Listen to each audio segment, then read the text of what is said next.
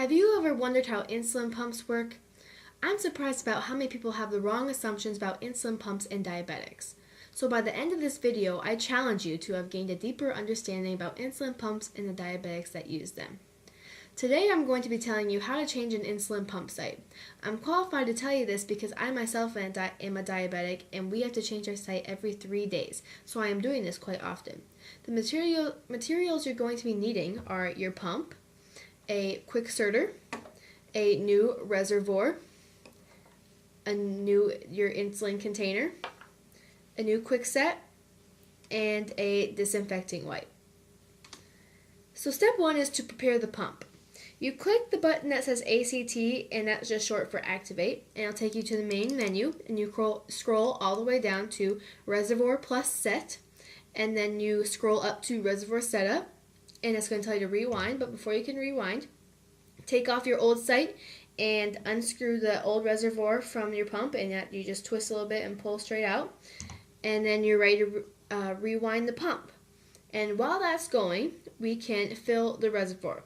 So take out your new reservoir, and we're going to have to put air into it, and then we can connect it to the insulin container. That just snaps right on there, and then push the air into the insulin container. Then tip it upside down and pull the insulin into the new reservoir. So you're probably going to have air bubbles in the reservoir, so you can either gently tap on it with your finger or use a pencil to tap on the reservoir to get the air bubbles out. So once you have the air bubbles out, you can tip it right back side up, and before you do that, you want to make sure you have the desired amount of insulin in there. That is specific to each diabetic and what their needs are. So once you have the air bubbles out and the desired amount in, you can tip it right back side up and untwist it from the blue connector. So you just twist and pull up. That comes right off. And then you just have your reservoir and connected to your plunger. So we are going to hold on to the new reservoir, and unscrew the plunger. Just comes right off. You're done with that. And then we can fill the tubing. So we're going to want to take out your new quick set and get the end that connects to the reservoir.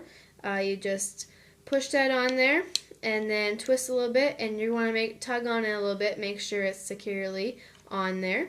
And then you can put it into your pump, and it'll ask you if you are disconnected, and you say yes, and then you're going to hold act to fill the tubing. And then when you're doing that, watch this end of the quick set to make sure you see the drops at the end. We want to replace the air in the tubing with insulin, so when we bolus, we can get the insulin right away.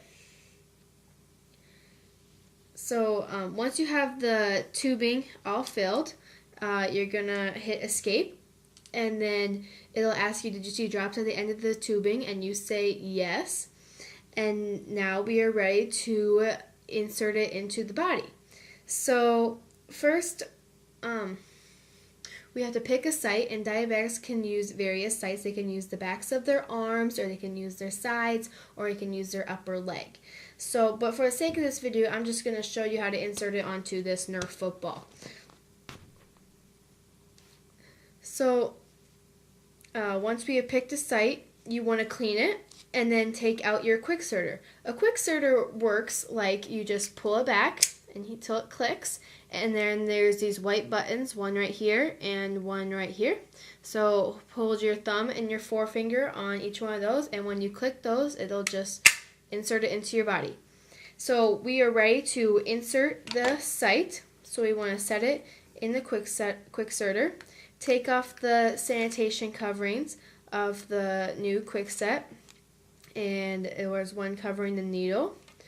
And then we can pull it back and just hold it up to the site you want to put it in, and push those buttons. Goes right in, and then push on the end of the quick inserter just to make sure the needle isn't latched on to the quick inserter. Pull straight away, and now you have the quick set and the needle. So that's a big misconception about diabetics, is that the needle stays in you all the time, and that's really not true. The only part that stays in you is a little cannula that's plastic and flexible, so it does not hurt as much. So now we are ready to take out the needle. So I just like to run my finger along the tape to make sure the tape is securely fastened to your skin, just to make sure when you pull the needle out, the site doesn't come with it. So hold on to the site and pull the needle out. So now you're done. Lastly, we are ready to fill the cannula.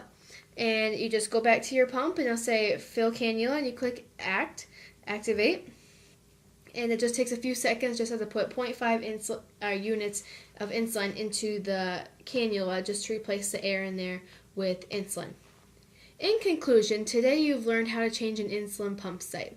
Now you can be aware of what all diabetics have to do on a weekly basis. And on behalf of all type 1 diabetics, I know we all appreciate someone who is at least aware of our condition.